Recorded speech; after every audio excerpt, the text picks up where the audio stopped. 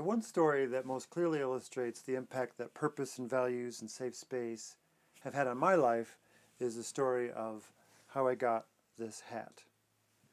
Well, one day I got on my shift and there was a black hat in the Lost and Found that I had noticed, and I really liked the hat, and so I took it home. I gambled.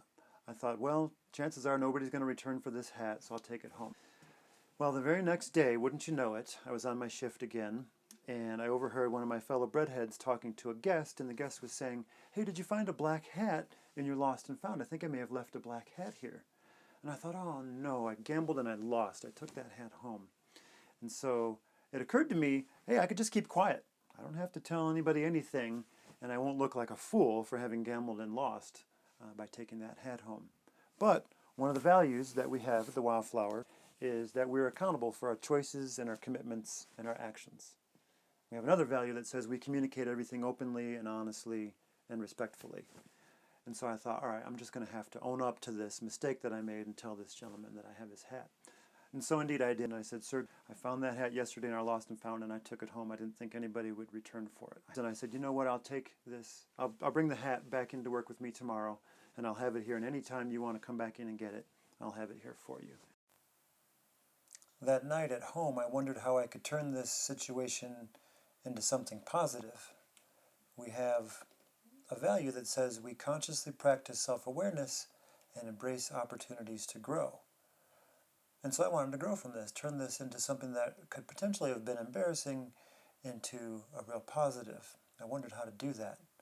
Well, we also have another value that says we appreciate and care for each other as family.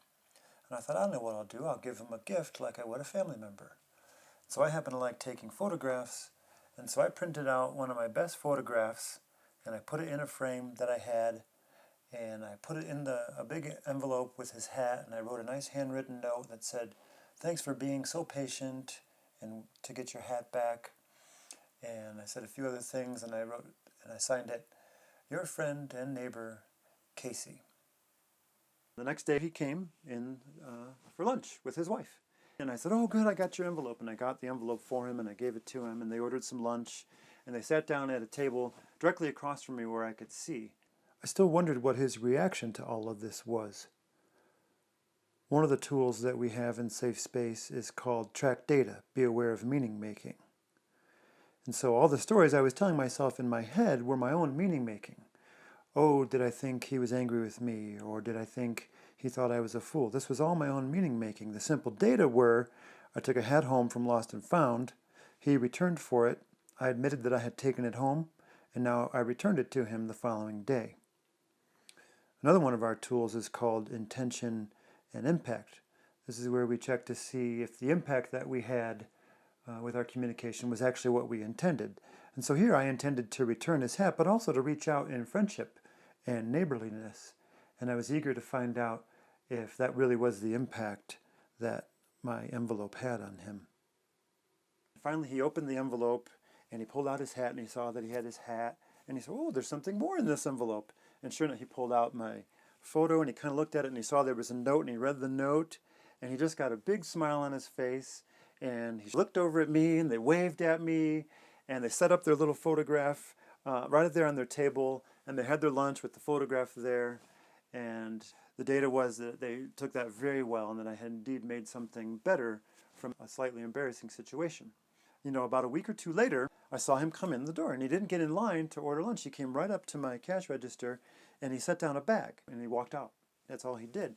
And so when I had a chance, I opened it up, and what was inside the bag but a brand new hat, just like the one that I had found in Lost and Found that day. And here he had gone and gotten me a brand new one to show his friendship to me. And so began a friendship that continues to this day. That's the impact that purpose, values, and safe space have had on my life. At the Wildflower, we promise the best experience, period, and I'm grateful to have had the tools to make that happen, to have turned an embarrassing mistake into something so much better.